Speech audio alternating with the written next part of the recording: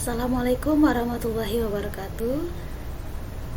Gimana kabarnya kalian hari ini? Mudah-mudahan semuanya dalam keadaan sehat dan tetap semangat. Pembelajaran fisika asyik, seru, luar biasa. Nah, untuk pertemuan kali ini kita akan membahas mengenai usaha dan energi. Apa itu usaha? Apa itu energi? Kita simak penjelasan berikutnya. Nah, adapun tujuan pembelajaran kali ini, nanti kalian di sini bisa menentukan nilai usaha, menjelaskan energi kinetik dan energi potensial, menentukan besar energi kinetik dan energi potensial, menganalisis hubungan usaha dengan energi, menjelaskan hukum kekekalan energi mekanik, serta bisa menganalisis usaha dan daya. Nah, apa itu usaha? Usaha di sini adalah segala sesuatu yang dilakukan oleh gaya pada suatu benda sehingga benda itu bergerak. Nah, berarti di sini kuncinya syarat benda bergerak. Contohnya di sini ada sebuah benda diberi gaya. Gaya di sini adalah tarikan atau dorongan. Diberi gaya ke arah kanan sehingga benda ini, kotak ini dia berpindah posisinya sejauh S. Maka usaha yang dilakukan di sini besar usaha itu dipengaruhi oleh F, gaya yang dilakukan, dan S. S itu adalah perpindahan yang dialami oleh benda itu. Sehingga persamaannya W sama dengan F kali S. Nah, contoh kedua di sini. Nah, gayanya di sini adalah gaya yang searah dengan arah perpindahan benda. Kalau kasus yang kedua di sini, baloknya bendanya diberi gaya yang arahnya membentuk sudut tertentu terhadap arah perpindahan benda. Misalnya di sini bendanya dikasih tali. Nah, arah gayanya membentuk sudut theta terhadap perpindahan, sedangkan bendanya kan bergeser ke arah kanan ya, sejajar horizontalnya. Maka besar usaha yang dilakukannya kalau seperti ini berarti usaha adalah F cos theta dikali S, di mana F itu gaya, cos itu adalah cosinus, theta di sini adalah sudut yang dibentuk antara arah gaya dengan arah perpindahan. Dan S adalah perpindahan yang dilakukannya. Nah, berarti dari sini kita mengetahui bahwa syarat benda dikatakan melakukan usaha, dia harus ada gaya dan ada perpindahannya. Kalau misalkan ada gayanya besar tapi tidak ada perpindahan, maka nanti nilai usahanya di sini adalah 0. Artinya benda tersebut dia tidak melakukan usaha. Berarti syarat benda bisa dikatakan melakukan usaha, yang pertama dia ada gaya dan punya nilai perpindahan sehingga benda tersebut bergerak ya. Nah, untuk contoh soalnya sini seseorang menarik sebuah vacuum cleaner dengan gaya 50 Newton dan gaya tersebut membentuk sudut 30 derajat dengan arah perpindahannya. Perpindahan yang dialami oleh vacuum cleaner itu adalah 8 meter. Berapakah besar usaha yang dilakukan oleh orang itu? Nah, contohnya gini ya, orangnya gaya yang dia lakukannya adalah gayanya 50 Newton. Nah, kita anggap sini nih. Gayanya orang tersebut memberikan gaya 50 Newton, arah perpindahannya 30 derajat. Berarti diketahui F-nya adalah 50, tetanya 30 derajat, S-nya 8 meter. Yang ditanyakan adalah usaha. Nah, karena di sini arah gaya tidak searah dengan perpindahan, berarti usaha itu adalah F cosinus theta dikali S. Dimana kita harus masukkan angkanya F adalah 50, cosinus 30 derajat dikali 8. Nah, W usahanya adalah 50, cosinus 30 derajat itu adalah setengah akar 3 dikali 8. Berarti usahanya adalah 200 akar 3 Joule atau setara dengan 346,4 Joule. Itu perlu adanya energi. Sama halnya dengan kalian ke sekolah, bisa bekerja, bisa berjalan, itu harus ada energi yang masuk. Salah satunya mungkin dari energi dari makanan yang kalian makan gitu ya. energi ini dia tidak dapat dimusnahkan, tapi energi hanya dapat berubah bentuk. Nah, mengenai energi, jenis-jenis energi apa aja yang kalian ketahui? Ya, energi itu banyak jenisnya. Ada energi kinetik, energi potensial, energi mekanik, energi listrik, energi kalor atau panas gitu kan, dan banyak jenisnya. Nah, untuk energi ada energi kinetik, energi potensial, dan energi mekanik. Nah, energi kinetik itu apa? Nah, di sini contohnya mobil yang sedang bergerak melaju dengan kecepatan tertentu. Mobil yang mempunyai massa M dan kecepatan tertentu, dia memiliki energi kinetik atau memiliki energi atau tenaga. Nah, energi atau tenaga yang dimiliki mobil atau benda karena gerakan atau kecepatannya disebut energi kinetik. Berarti nama lainnya energi kinetik itu adalah tenaga gerak. Energi yang dimiliki benda karena kecepatannya, ada pergerakannya gitu. Kalau bendanya diam, berarti energi kinetiknya 0. Kenapa 0? Karena tidak ada kecepatan. Nah, di sini rumus untuk energi kinetik adalah EK sama dengan setengah mv kuadrat, di mana m itu adalah massa benda, satuannya kilogram, v adalah kecepatan benda, gitu ya. Energi kinetik itu EK.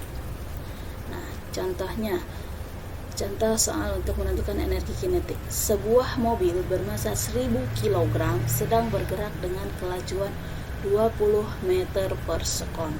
Berapakah energi kinetik mobil pada kelajuan tersebut? Nah, berarti tadi EK itu adalah setengah mv kuadrat. Berarti kita masukkan, kita coba ya apakah benar jawabannya yang A. Ternyata salah. Yang benar adalah, nah di sini energi kinetik itu adalah setengah mv kuadrat. Masukkan m-nya 1000, v-nya adalah 20 meter per sekon dipangkatkan 2. Berarti nanti di sini 1000 setengah dikali 1000 dikali 20 pangkat 2 itu berarti 2 kali pangkat 2 400 dikali 1000 400.000 dibagi 2 jadi 200.000 joule. Besar energi kinetiknya adalah 200.000 joule. Nah, hubungan energi kinetik dengan usaha itu ada hubungannya. Nah, di sini tadi contoh posisi awal mobil ada di sini kan, bergerak dengan kecepatan tertentu sampai ke posisi akhir juga ada kecepatannya. Nah, usaha yang dilakukan oleh resultan gaya yang bekerja pada mobil pada suatu benda sama dengan perubahan energi kinetik mobil tersebut. Nah, hubungan usaha dengan energi itu W, usaha itu sama dengan perubahan energi kinetik. Berarti energi kinetik yang kedua, energi kinetik posisi akhir dikurangi energi kinetik yang pertama atau energi kinetik di posisi awal. Nah, kalau bendanya mengalami perubahan kecepatan, berarti nanti ada usaha yang dilakukan. Besar usaha yang dilakukan. Besar usaha yang dilakukan itu adalah perubahan energi kinetik. Seperti apa? Nah, contohnya seperti ini. Sebuah mobil mempunyai massa 800 kg, melaju dengan kecepatan 45 km per jam. Berapakah usaha yang harus dilakukan pada mobil untuk dipercepat dari 45 km per jam menjadi 90 km per jam? Nah, ini tadi ada kan? Ada perubahan jamnya. Kita coba di sini apakah jawaban B ini benar? Oh, salah ternyata perubahan jawaban B.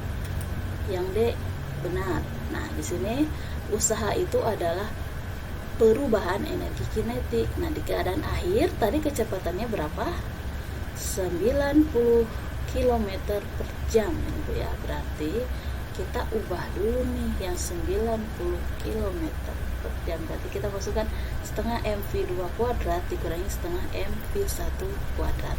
Setengah m kali v2 kuadrat dikurangi v1 kuadrat. Persamaan bisa seperti ini ya. Masukkan saja angkanya, setengah m, m-nya adalah 800. V2 itu tadi berapa? V2 adalah 90 km per jam. Oh iya, kita ubah dulu ya satuannya. Ini kan kilometer per jam. Kalau satuan kecepatan itu meter per sekon, maka kita ubah dulu 90 dari kilometer ke meter itu kan dikali 1000, berarti 90.000. Nah, dari jam per jam ya, jam diubah ke sekon, itu berarti 1 jam itu berapa sekon? 3600, berarti menjadi 90.000 per 3600 dipangkatkan 2 dikurangi yang 45 ya, 45.000 dibagi 3600 dipangkatkan 2, hasilnya menjadi setengah kali 800 dikali, nah ini ya, hasil ini tadi adalah 625 dikurangi yang ini 45 per 3600 pangkatkan 2 itu menjadi 156,25, berarti usahanya sebesar 187.500 joule besar usahanya, karena ada perubahan kecepatan. Nah, itu untuk energi kinetik. Nah, bagaimana untuk energi potensial? Nah, energi potensial itu, nah contohnya ini kan, orang ini dia menjatuhkan benda dari sini, dari tangannya benda dijatuhkan sampai ke bawah. Jika batu Anda lepaskan dari genggaman, maka batu akan jatuh dan melakukan usaha dengan membuat lubang di tanah ini. Nah, benda-benda yang terletak di atas permukaan bumi, jika dilepaskan, benda tersebut akan ditarik oleh gaya tarik bumi, gaya gravitasi bumi, sehingga benda akan terjatuh. Energi potensial benda yang disebabkan oleh gaya gravitasi bumi disebut energi potensial gravitasi. Besar energi potensial adalah energi yang dimiliki oleh suatu benda karena kedudukannya dari suatu titik acuan tertentu. Dalam hal ini, kedudukannya dari permukaan bumi. Nah, besar energi potensial itu dipengaruhi oleh M, massa benda, G, percepatan gravitasi, dan H adalah tinggi benda dari titik acuan. Ya. Bagaimana? Nah, contohnya di sini sebuah mobil masanya 1200 kg, mobil ini ya, bergerak dari titik A ke titik B. Jika titik B berada pada ketinggian 10 meter dari tanah, berapakah energi potensial bumi di titik B? Yang ditanyakan energi potensialnya. Berarti energi potensial bumi, potensialnya di titik ini adalah gimana? Nah, kita masukkan ke persamaan yang I. Kita coba apakah jawaban B itu benar? Oh, salah ternyata. Jawaban apa yang benar? Kita coba jawaban D. Salah juga. Jawaban A? Ya, jawaban A yang betul. Di mana energi potensial itu adalah MGH. Masukkan M-nya 1200 kg, G-nya gunakan yang 9,8. Kalau diketahui 9,8, kalau tidak biasanya kita gunakan yang 10 angkanya ya. Hanya adalah tingginya adalah 10 meter. Dimasukkan berarti hasilnya adalah 117.600 joule. Nah, untuk energi potensial, nah usaha juga di sini kan tadi contohnya sebuah mobil mempunyai massa M bergerak dari titik A dari sini ke B, menurun ya, berarti posisi mobilnya menurun dari puncak gunung ke bagian lembahnya. Maka usaha yang dilakukan mobil untuk bergerak dari A ke B adalah sama dengan perubahan energi potensialnya. Nah, kalau ada perubahan kedudukan benda, juga kita bisa menentukan usaha yang dilakukan. Maka usaha di sini adalah perubahan energi potensial delta EP, berarti EP2 energi potensial di keadaan kedua dikurangi energi potensial di keadaan ke-1. Tadi energi potensial itu persamaannya adalah MGH, berarti MGH2 dikurangi MGH1. Nah, untuk contohnya, nah ini ya contohnya, tulis dari A ke B. Nah, dari A ke B. Sebuah mobil masanya 1200 kg bergerak dari ketinggian 15 meter di A menuju ketinggian 10 meter berapakah usaha yang dilakukan oleh mobil ketika bergerak dari titik A ke titik B? Karena ada perubahan kedudukan ini, berarti akan ada usaha yang dilakukan. Kita coba yang C. Oh, salah pemirsa. Yang A. Oh, masih salah. Yang E. Oh, yang B benar. Kita lihat. Nah, untuk usahanya berarti di sini usaha itu adalah EP2 dikurangi EP1, berarti MGH2 dikurangi MGH1. Tadi kita ketahui bahwa M-nya adalah 1200. H2 ketinggian kedua itu lebih rendah kan, 10. H1 ketinggiannya 15, berarti nanti 1200 dikali 10 dikurangi oh iya, ini berarti M nya 1200, G nya adalah 10, H2 dikurangi H1 itu kan tadi kan H2 adalah 10, H1 nya 15, 10 dikurangi 15 hasilnya min 5, berarti nanti min 5 dikali 12.000 berarti hasilnya menjadi min 60 Joule. Kenapa min? Min di sini karena kedudukan kedua itu nilainya lebih rendah atau lebih kecil dibanding kedudukan yang pertama, ya. Nah, untuk energi mekanik suatu benda adalah jumlah energi kinetik dan energi potensial yang dimiliki oleh suatu benda pada kedudukan tertentu. Contohnya tadi gini kan, pada keadaan pertama benda di sini ke keadaan kedua, itu acuannya. Rumus energi mekanik itu adalah energi kinetik ditambah energi potensial. Energi mekanik benda pada kedudukan 1 itu adalah berarti energi kinetik ke 1 ditambah energi potensial 1. Energi mekanik benda pada keadaan kedua di sini energi kinetik 2 ditambah energi potensial ke 1. Itu acuannya. Nah, jumlah energi kinetik nanti sini. Energi kinetik keadaan ke-1 dengan energi kinetik keadaan kedua itu nilainya akan sama tetap.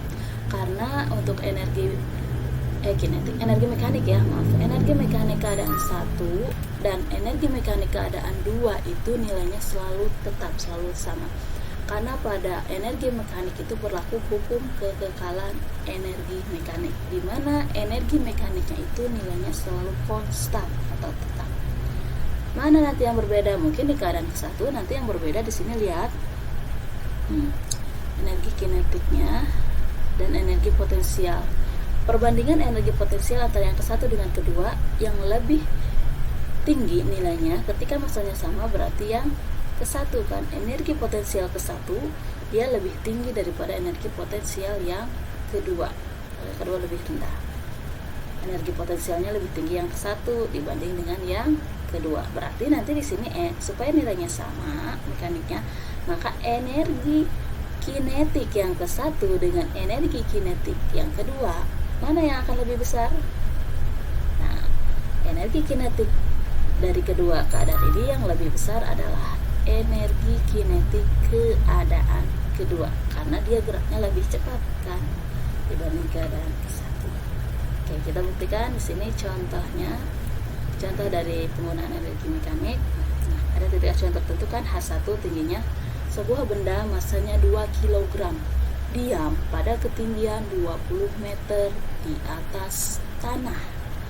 Berapakah energi mekanik benda tersebut diam pada ketinggian 20 meter di atas tanah? Nah, tadi ini untuk menentukan energi mekanik berarti kita tentukan dulu energi kinetik dan energi potensialnya. Kita coba apakah benar jawaban yang B? Oh, salah. Jawaban yang D? Ya, benar. Nah, pada saat benda di atas, benda dalam keadaan diam, V-nya 0, sehingga energi kinetiknya adalah setengah mv kuadrat. Setengah kali 2 masih 20 kali 0, hasilnya 0. Nah, energi potensialnya berarti MGH. M-nya 2, G-nya 10, H-nya adalah 20 meter di atas tanah, berarti 400 Joule. Maka energi mekaniknya adalah energi kinetik ditambah energi potensial, berarti 0 ditambah 400 Joule, hasilnya 400 200 Joule. Nah, tadi Ibu katakan di sini bahwa energi mekanik itu berlaku kekal, berlaku hukum kekekalan energi mekanik. Tadi kan hukum kekekalan energi mekanik itu besarnya tetap. Energi mekanik ke-1 dengan kedua nilainya konstan, sama ya. EK1 berarti energi kinetik pada ketinggian 1, EK2 energi kinetik pada ketinggian 2. Pada sistem yang terisolasi, pada sistem ini hanya bekerja gaya berat dan tidak ada gaya luar yang bekerja. Selalu berlaku energi mekanik total sistem konstan. Atau dengan kata lain, energi mekanik pada kedudukan 1 dengan energi mekanik kedudukan kedua.